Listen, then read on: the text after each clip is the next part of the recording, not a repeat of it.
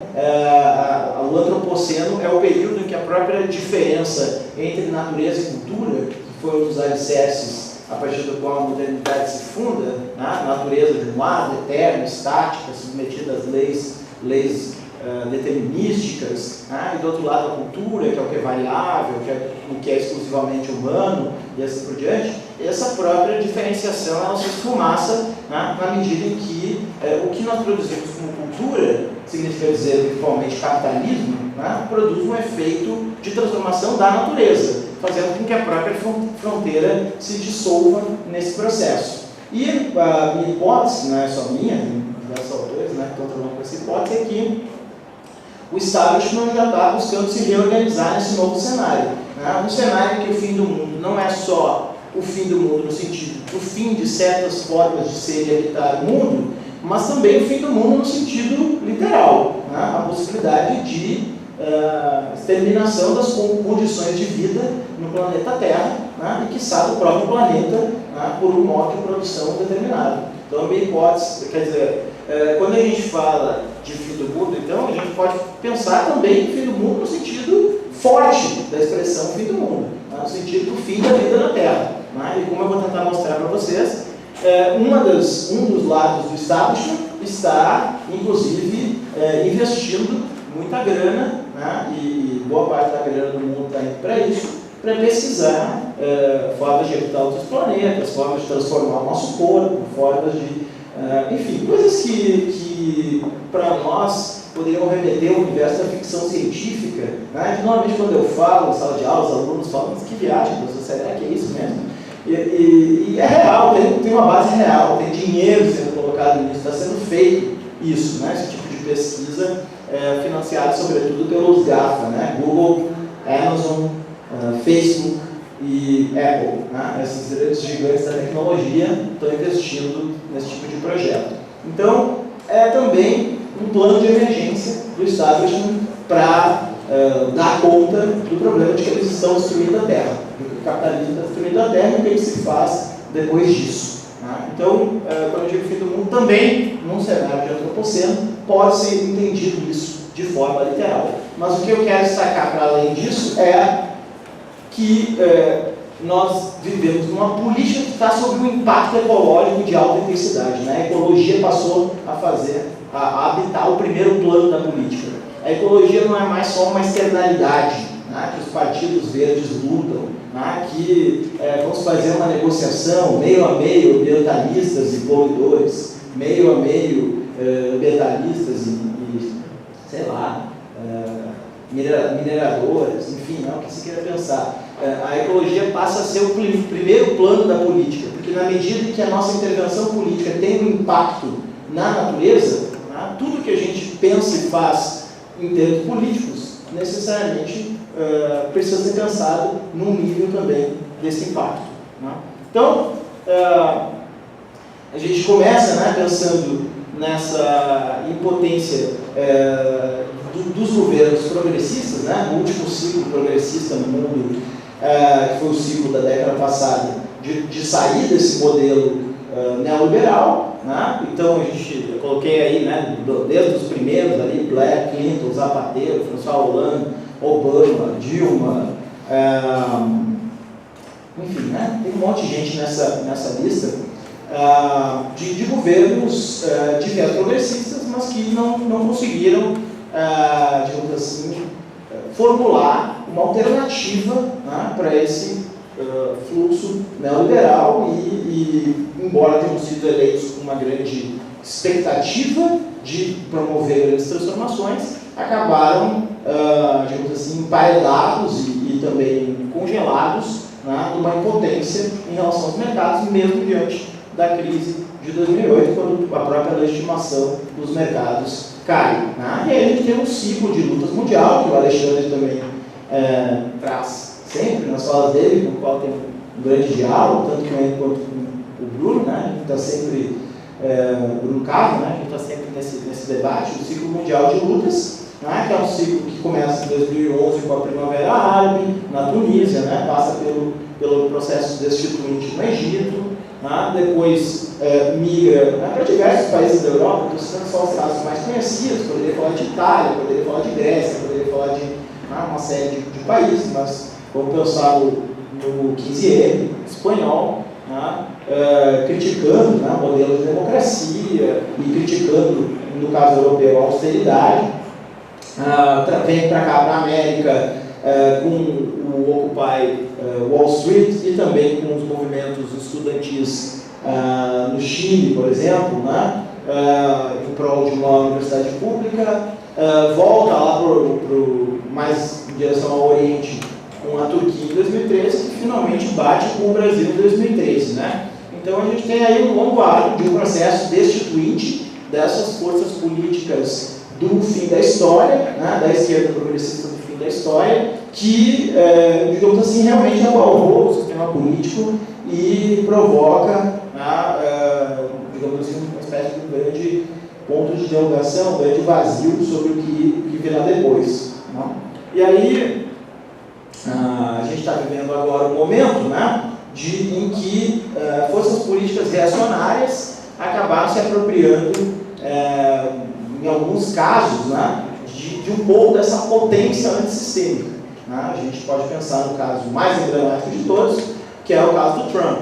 Né? Eu coloco aqui esse livro do Safar, porque eu acho interessante para entender a lógica do cinismo, que é a lógica com a qual opera o Trump. Né?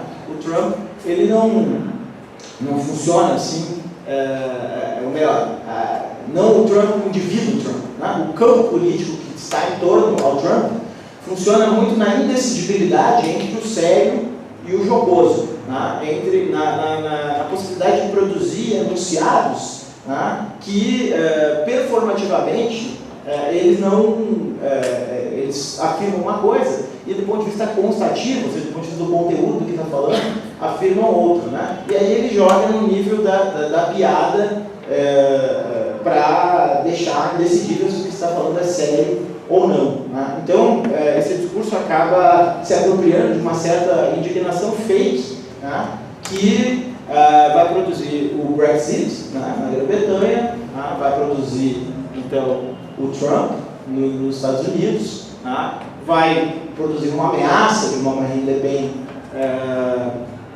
na França, né, entre outros que a gente está vendo aqui mais perto.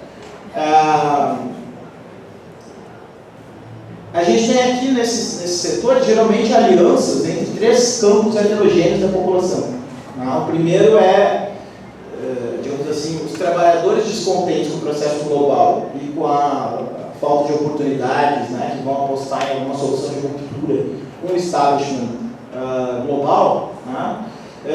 Depois, no segundo plano, a gente tem os setores mais reacionários da sociedade, né, sejam fundamentalistas religiosos, sejam reacionários morais, né, a gente pega todos os grupos mais reacionários da sociedade.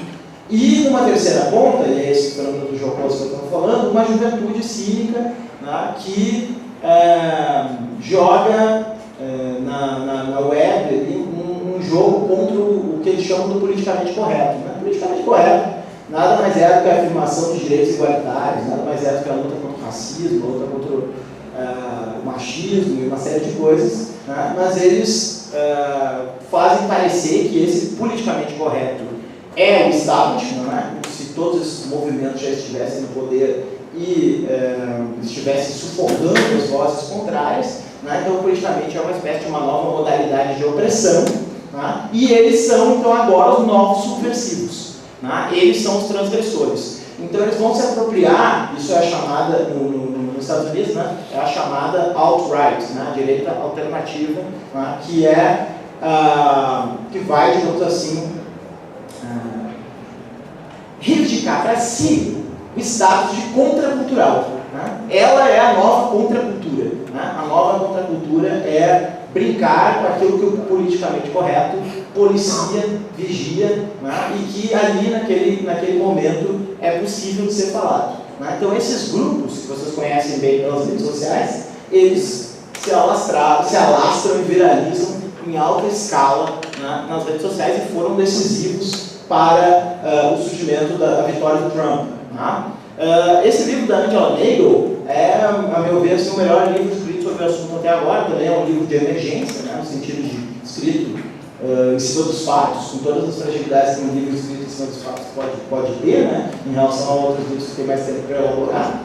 Mas eu considero assim, o livro mais interessante, né, em que ela fala das online cultural wars, né, que são as guerras culturais online entre, né, os racionais, os progressistas, e de um lado o que ela chama do liberalismo Tumblr, né, para falar do liberalismo dito politicamente correto, né, e do outro lado os nerds do 4chan, né, que é uma rede social mais ou menos anônima nos Estados Unidos, no qual eles tinham a possibilidade então de brincar com essa coisa de estou falando sério, estou brincando, de uma tal maneira que o sujeito não se responsabiliza efetivamente pelo que ele disse, né. Então acho que aqui tem um mapa interessante, assim como esse artigo que a Folha de São Paulo publicou, Daily Barron, que é uma tradução que eles pegaram no blog dele, e um trabalho do Victor Marx, se vocês quiserem depois eu passo a referência, né. Então a maneira como se articula essa relação, né, é que o troll, ele fala uma estupidez, né, o troll são esses apoiadores desses políticos, né, caricatos aí, Trump, Bolsonaro, né, eles afirmam uma coisa estúpida, mas afirmam que a outra pessoa não consegue entender que ele está entendendo, que ele está brincando, né, e do outro lado, a pessoa que censura eles diz uma coisa inteligente, mas só consegue dizer essa coisa inteligente como se fosse uma vigilância ou um policiamento. Então isso forma uma espécie de jogo de complementaridade em que uma coisa reforça a outra, né? Quer dizer, a ação de censurar é exatamente aquela que o troll está esperando para continuar falando aquilo que está falando. E assim os mecanismos se retroalimentam, né? E a gente cai em uma espécie de cilada em que a gente precisa desenhar uma outra estratégia para dar conta desse tipo de anunciação, né? Porque eles jogam exatamente com o sentido performativo, não com o sentido constativo, né? Não importa muito o que é dito, e sim o que é dito, desculpe, sim como é dito, que é exatamente essa dimensão supostamente contracultural e transgressora, né? Que esses articuladores do politicamente correto e incorreto, né, tentam articular.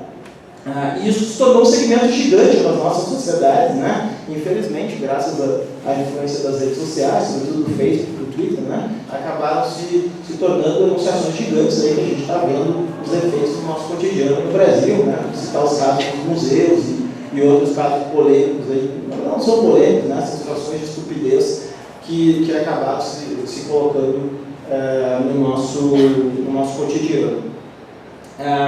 Bom, enfim. Então antes de entrar nisso aqui, esse seria um dos campos, né? Que é esse primeiro campo, que eu chamo, que é o campo reacionário, né? Que é um campo que a gente poderia chamar do etnonacionalismo, o etnofascismo, né? Que é uma espécie de uma nostalgia contra a antiglobalização, que se abastece dessa luta contra o politicamente correto, né? Que vai forjando então esse arco. Um arco que na sua versão, digamos assim, mais light, e olha só o que eu estou falando, né? Versão mais light.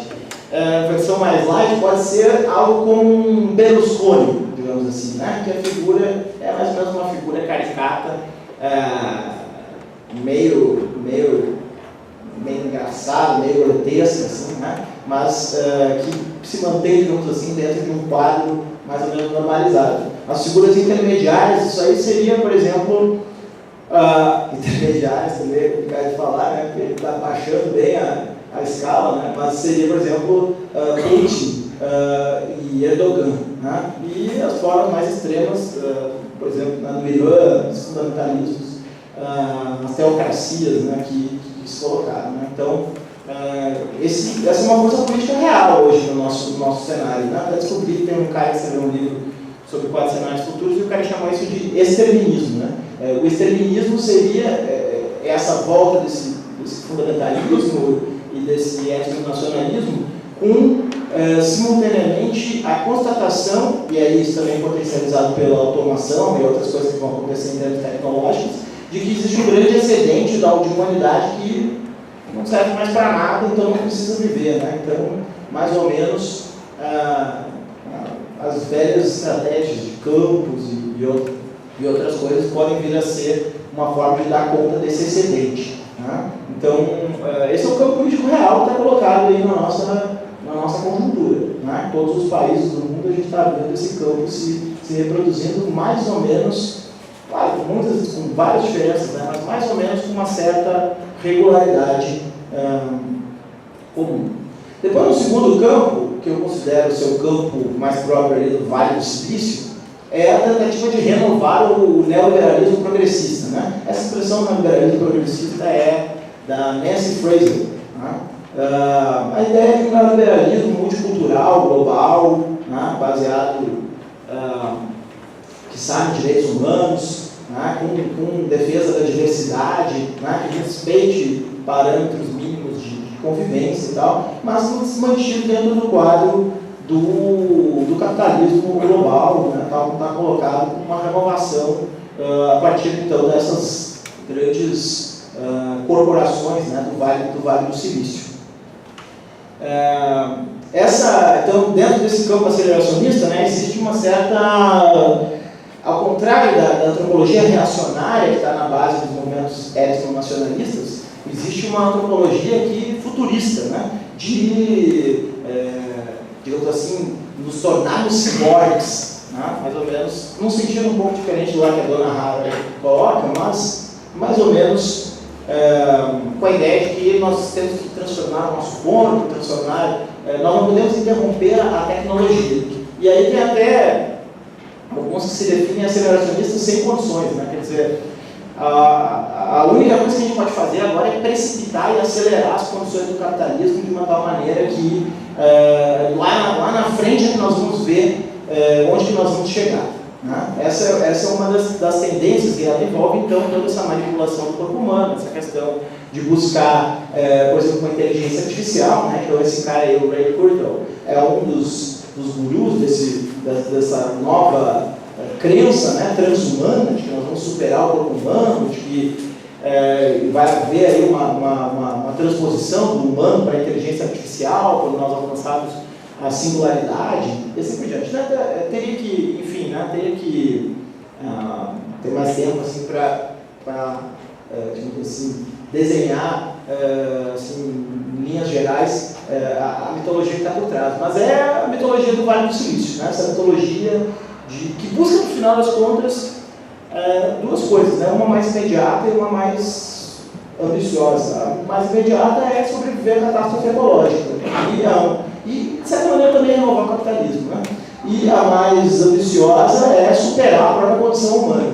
Né? É avançar numa direção da imortalidade, enfim, né? de velhos sonhos que a civilização greco-cristã nutriu e que agora é uma roupagem sci-fi, assim, por meio dessas novas forças políticas. Né? Então esse é um outro campo político bem vivo, né? O campo do establishment do Vale do Silício, que vai se reproduzir em diversas versões diferentes em cada país. Né? Por exemplo, aqui, se a gente olhar, existe uma certa ruptura dentro do establishment entre Globo e os setores mais conservadores e tal, porque a Globo é muito mais alinhada a essas ideias assim, né, do Vale do Silício, desse neoliberalismo progressista, do que propriamente, ou desse aceleracionismo, do que propriamente o etnonacionalismo, enfim, esse antiglobalismo de direita.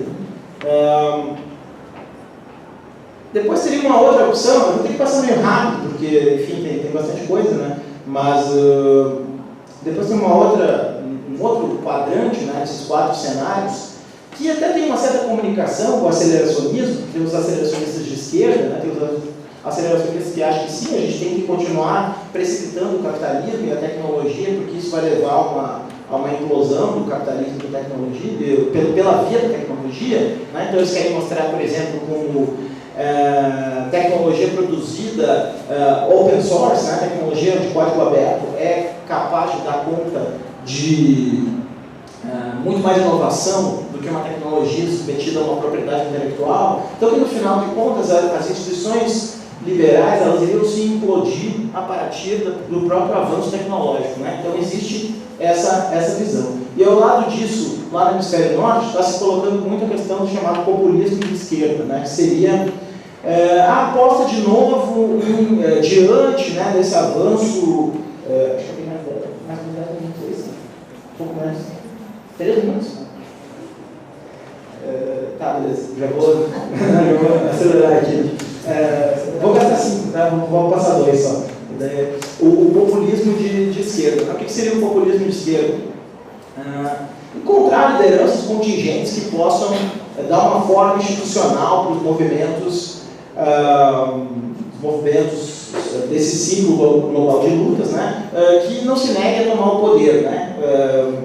Então, ao contrário lá do que John Hawley colocava, né, mudar o mundo sem tomar o poder, né, aí seria precisamos tomar o poder sim e dar conta disso, né. Então, por exemplo, na Espanha o Podemos, né, na Inglaterra agora toda essa frente em torno do Jeremy Corbyn, né, do Bernie Sanders nos Estados Unidos, né, do Jean-Luc Mélenchon, que tentou repetir isso na França, com a França insurrecional. Então, são essas forças assim, que tentam construir, que é uma ideia que vai desde versões mais moderadas do populismo de esquerda, como uma espécie de restauração da social-democracia, ou, enfim, nós vamos assumir algumas coisas que nós abandonamos nesse processo de neoliberalização e colocar instituições fortes, tal como havia na social-democracia, sempre passando pela ideia de renda mínima e outras pautas, até chegar à ideia de recuperar o comunismo, a ideia de comunismo e tal, né, dentro desse espectro ali. E aí um último espectro, né, que alguns autores inspiram assim, a pensar esse espectro, como a Isabella Stambiev e o Lula Latour, né, vão falar de uma guerra entre os humanos e os terranos, né, e aqui, né, seriam então as forças anárquicas, né, e que funcionam alheias à institucionalidade, né, como por exemplo os povos indígenas, pensando por exemplo no exemplo dos zapatistas, né, do exército curdo, né, uma série de iniciativas que não se conectam diretamente com a democracia representativa e com as instituições, mas que têm em comum uma certa pauta com um outro modelo sociopolítico e econômico que não seja pautado pelo capitalismo, mas que reencontre a questão da terra, né, reencontre a questão do local, reinvente as instituições políticas a partir do local, né. Então, um pouco, eu diria, isso vai do árico até... Isso é só uma classificação contingente, né, pessoal? Estou tentando meio que organizar assim, mas sei lá, se eu estou sendo aqui, né, um chato que fica querendo classificar tudo e fazer uma palestra interessante, mas, enfim, é um arco aqui que eu tento colocar mais ou menos, né, desde aqueles povos extramodernos, né, como é o caso dos povos indígenas, até iniciativas como, por exemplo, o municipalismo espanhol, né, que assim como o Alexandre, eu separo o populismo do Podemos, né, e prefiro chamar de um cidadanizo em contraponto ao populismo, né. Então, acho que, claro, tudo isso pode se hibridizar, se confundir, se misturar, né. Não estou querendo aqui dizer que são 4 pastas estanques, né, que separam o mundo político e é só isso que existe. Né. Não estou querendo dar uma classificação totalizadora, mas é uma tentativa de visualizar algumas forças que estão disputando hegemonia e como elas duelam na arena política, né, a partir desses quatro eixos, que eu nem dei nomes muito claros, porque eu não sei direito mesmo os nomes, né? Um etnonacionalismo, ou populismo de direita, ou neofascismo, neonazismo, né, como se queira colocar, neoliberalismo revigorado, modernizado, progressista, que pode ser chamado também de um aceleracionismo, ou